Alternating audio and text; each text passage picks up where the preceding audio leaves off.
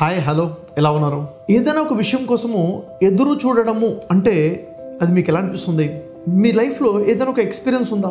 ఏదైనా ఒక పని జరగడం కోసం కానివ్వండి, మీ లైఫ్లో వచ్చే ఏదైనా రిజల్ట్ గురించి కానివ్వండి, ఏదైనా ఒక ప్రాజెక్ట్ స్టార్ట్ అవ్వడం గురించి కానివ్వండి, ఏదైనా ఒక విషయం కోసము మీరు ఒక ప్రాసెస్ ఆఫ్ టైం ఎదురు చూశారు. ఆ ఎదురు చూసే టైంలో మీ యొక్క ఫీలింగ్స్ ఎలా ఉన్నాయి? చాలామందికి ఎదురు చూడడం అంటే చాలా పెద్ద చికాకుగా అనిపిస్తుంది. వెంటనే రిజల్ట్ వచ్చేయాలి, వెంటనే పనులు అయిపోవాలి అన్న ఆలోచన కలిగి ఉంటారు. వెయిటింగ్ అంటేనే చాలా కష్టతరమైన పనిలాగా చాలామంది ఫీల్ అవుతుంటారు.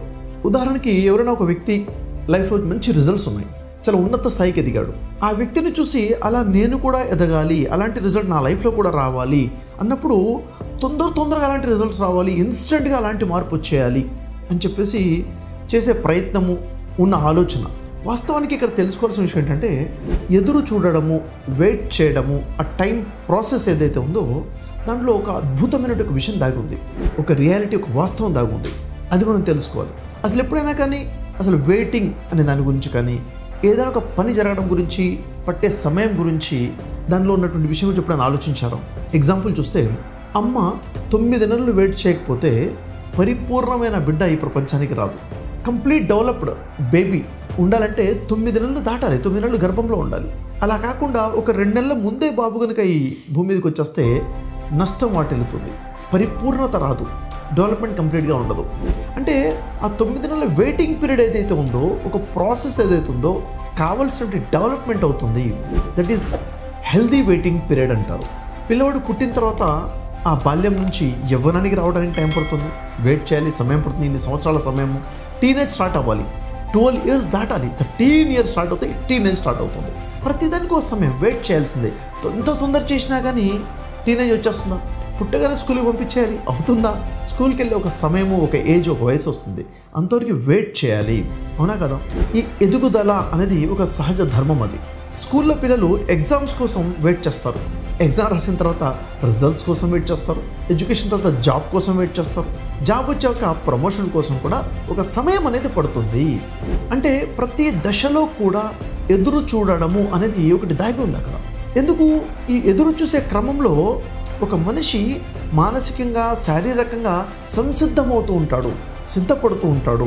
ఈ ఎదురు చూసేటువంటి సమయంలోనే మనిషి యొక్క విలువ పెరిగే ప్రక్రియ దాగి ఉంది ఇక్కడ.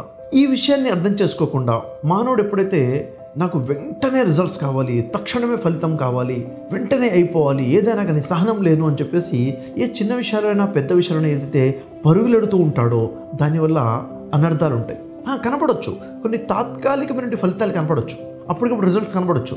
ఆ రిజల్ట్స్ వస్తాయేమో కానీ పరిపక్వత అనేది ఎక్కడ పొందలేరు అనమాట. ఎందుకంటే పరిపక్వత రావడం కోసం సమయం అవసరము. ఆ సమయంకి సహనం అనేది చాలా అవసరం. సహనం ఉన్నవాడే ఆ సమయాన్ని వెచ్చించగలుగుతాడు. ఆ సమయాన్ని వెచ్చించిన వాళ్ళని ఆ పరిపక్వత ఉంటుంది. పరిపక్వతతో కూడినటువంటి ఆ విజయమే నిజమైన విజయం అని చెప్పొచ్చు. సో ఎవరైతే షార్ట్ కట్ రిజల్ట్స్ కోసం పరిగెడుతూ ఉంటారో వారు నిజమైనటువంటి ఫలితాన్ని, నిజమైనటువంటి రిజల్ట్ని ఎప్పటికీ పొందలేరు.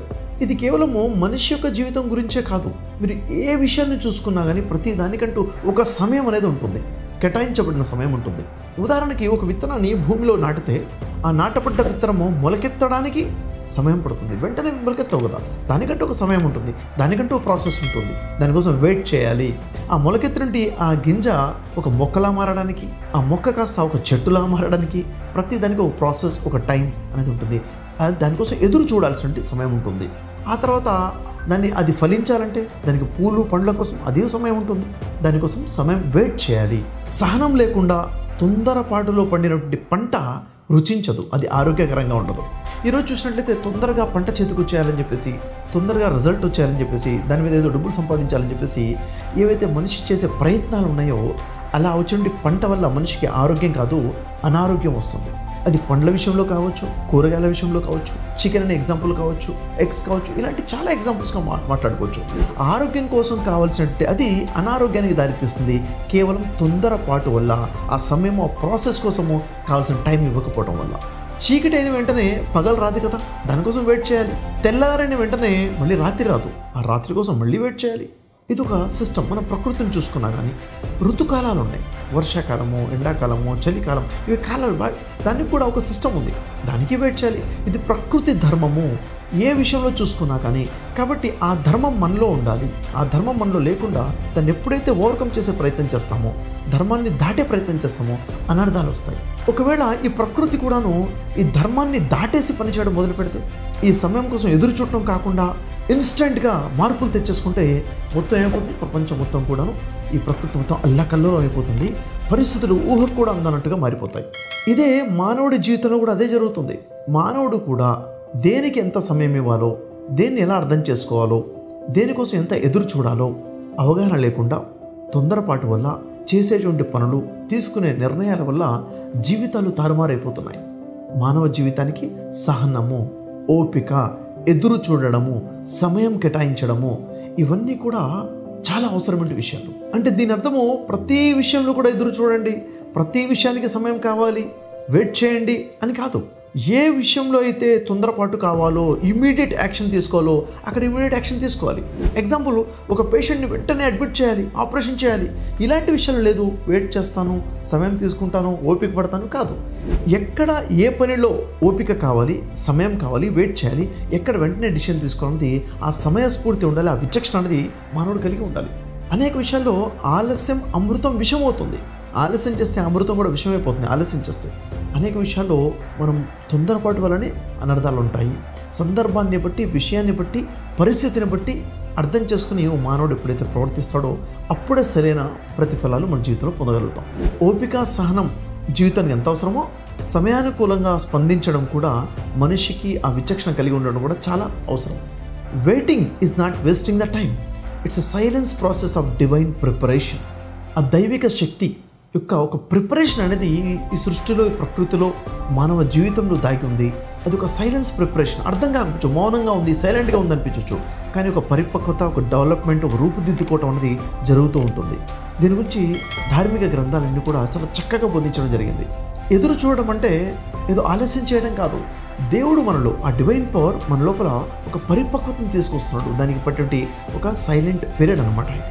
ఈ సహనం గురించి మన ధర్మ గ్రంథాలు అనేక సందర్భాల్లో అనేక విధాలుగా బోధించబడ్డాయి.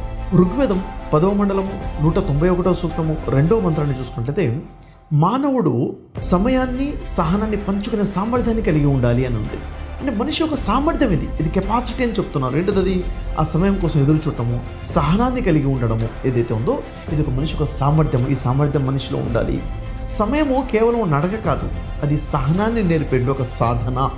దీని గురించి బైబిల్ గ్రంథము, యాకోబు గ్రంథము 1వ అధ్యాయము 4వ వాక్యంలో, మీరు సంపూర్ణులను, అనునాంగులను, ఏ విషయంలో నేను కొదవలేని వారునై ఉండునట్లు ఓర్పు తన క్రియను కొనసాగింపనీయుడి. ఓర్పు, సహనం వల్ల ఏమవుతుంది? మనిషి ఓర్పు, సహనం కలిగి ఉంటే దానివల్ల మనిషి ఇంత గొప్ప రిజల్ట్స్ పొందుతాడు. అంటే ఎలాంటి కొదవ లేకుండా సంపూర్ణంగా ఉన్నటువంటి ఒక రిజల్ట్ అనేది జీవితంలో చూస్తామని చెప్పడం జరుగుతుంది. ఖురాన్ గ్రంథము 2వ సూర 153వ వాక్యంలో, నిశ్చయముగా సహనం గల వారికి తోడుగా దైవం ఉంటాడు, వారికి దైవం సహాయం చేస్తాడు. అంటే దేవుని సహాయం వారితో పాటు ఉంటుంది ఎవరైతే ఓర్పుతో, సహనంతో ఉంటారో అని చెప్పేసి స్పష్టంగా ఖురాన్ కూడా చెప్తుంది.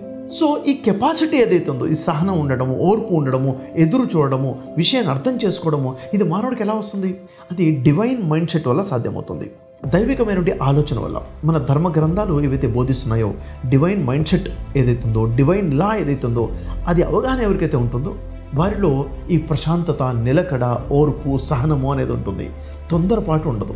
అనేక మంది కేవలం తొందరపాటు వల్ల జీవితాల్లో నాశనం చేసుకున్న వారు ఉన్నారు. అది వారి వ్యక్తిగత జీవితం కానివ్వండి, కుటుంబ జీవితం కానివ్వండి, ఎడ్యుకేషన్ లైఫ్ కానివ్వండి, కెరీర్ కానివ్వండి, వ్యాపార జీవితం కానివ్వండి, ఏదైనా కానీ స్పాయిల్ అయిపోయింది కేవలం తొందరపాటు నిర్ణయాల వల్ల, తొందరపాటు అడుగులు వేయటం వల్ల. మరి ఇలాంటి అనర్థాలకు గురి కాకుండా మనిషి సహనంగా, ఓపికగా, నిలకడగా విషయాన్ని అర్థం చేసుకుంటూ సమయస్ఫూర్తిగా ఉండాలంటే డివైన్ మైండ్ సెట్, డివైన్ లా యొక్క అవగాహన ఉండాలి. అదే మన ధర్మ గ్రంథాలైనటువంటి భగవద్గీత, బైబిల్, ఖురాన్ మరియు వేదశాస్త్రాలు బోధిస్తుండే డివైన్ లా యొక్క అవగాహన మనం తెలుసుకోవాలి. మరి ఇది తెలుసుకోవడం, ఈ డివైన్ లా తెలుసుకోవడం ఎలా అంటే, దానికోసం అద్భుతమైన 2 గుడ్ న్యూసెస్ ఉన్నాయి. ఒకటి, మీ పిల్లలు స్కూల్ గోయింగ్ అయినా కానీ, కాలేజ్ గోయింగ్ అయినా కానీ, ఎవరైతే మీ పిల్లలు స్టూడెంట్స్గా ఉన్నారో వాళ్ళ కోసం స్పెషల్గా mind Sutra, the Mantra for modern విద్యార్థి అని చెప్పేసి ఈ గురుకులం ఒక స్పెషల్ క్లాస్ మీకు ఏర్పాటు చేయడం జరిగింది. ఆన్లైన్లో ఉంది. ప్రతి ఒక్కరికి కూడా అందుబాటులో ఆన్లైన్లో తీసుకురావడం జరిగింది. 3 months క్లాసెస్ ఉంటాయి. ఎవ్రీ సండే ఉంటుంది. 2 hours క్లాస్ ఉంటుంది ఎవ్రీ సండే.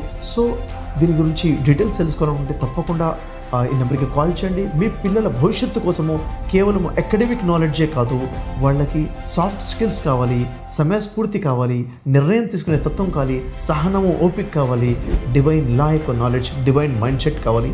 దాని ద్వారా వాళ్ళు సక్సెస్ పొందగలుగుతారు. అంతేకాకుండా డివైన్ మైండ్ సెట్ మెరాకిల్స్ అని చెప్పేసి 10 days ఆన్లైన్ క్లాసెస్ కూడా మీకోసం అందుబాటులో ఉన్నాయి. ధర్మశాస్త్రాల వెలుగులో ఇది ప్రతి ఒక్కరి కోసం ఉపయోగపడే క్లాసెస్ ఆన్లైన్లో.